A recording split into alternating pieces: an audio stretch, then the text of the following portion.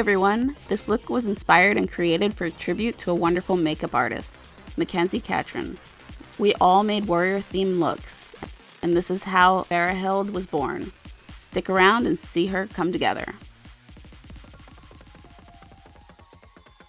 Begin with applying prosthetic adhesive on each ear, and I reused my RBFX foam latex ears.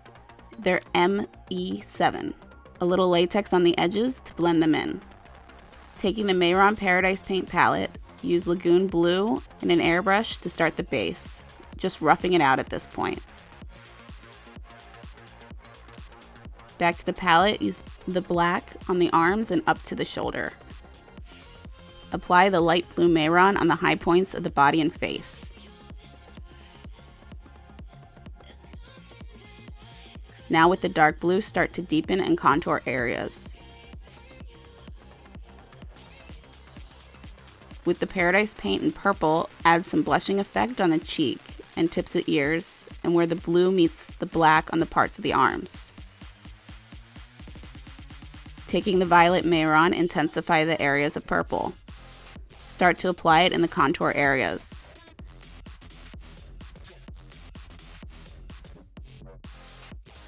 With the Mehron black, spray the forehead to start the war paint.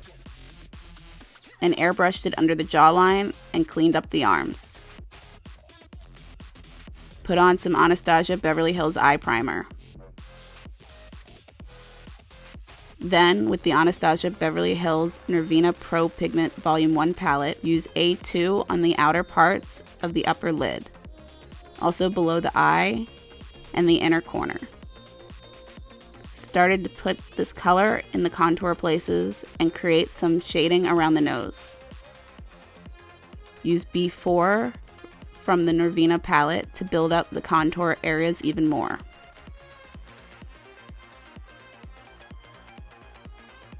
Next, onto the D4 to create a more colorful shading. Take the D5 pigment and start to smoke out the eyes. I then put some A2 shade around the outer parts of the lips.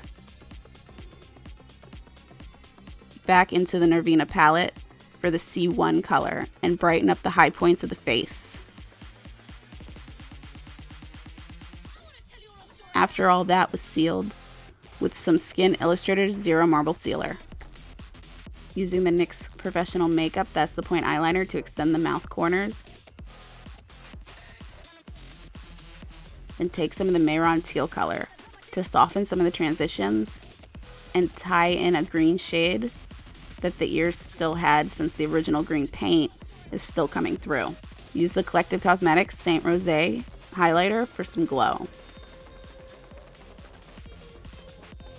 Now for glitter. I used Gemstone Magic in Golden Girls. I wanted to apply it very heavy, so I mixed it with Prosthetics and brushed it on, lightly stamping it at the edges for fun texture, and put it on the neck and shoulders. Then as it dries, it's still a little tacky, so press some of the dry glitter on top. Just a note, this is a great effect, but it can be a nightmare to remove. I use PPI Premiere Products Telesis IPM gel. Just coat everything and let it soak in, and it comes off quite easily. Finished with a spritz of Zero Marble Sealer. Put KVD Vegan Beauty lash liner on the waterline, and I did add some lashes on the top and bottom. Applied some NYX Cosmetics Double Stack Mascara using both the mascara and fibers. Color in the lips with NYX Professional Makeup Liquid Suede and Alien. Taking the glitter and the glue mixture and apply a line down the lower lip and on one ear. Press some glitter on the lip to get rid of the stickiness. Then took some of the Norvina black pigment to clean up the parts of the lips I didn't want the glitter to be. Add some glitter as warrior markings over one eye and across the nose. As it dries, just add a little bit more as needed. With the Collective Cosmetics Moontwin Palette, take the gold highlighter Emblazoned and apply it to the lower part of the blackened forehead and the center of the eyelids. And lightly use this as a highlighter for the edge of the lips. Once the wig was on, used a little Mehron black to blend it in. And there you go. Thank you so much for watching. I really enjoyed creating this look, and I really hope you liked it. If so, be sure to like, comment, and subscribe.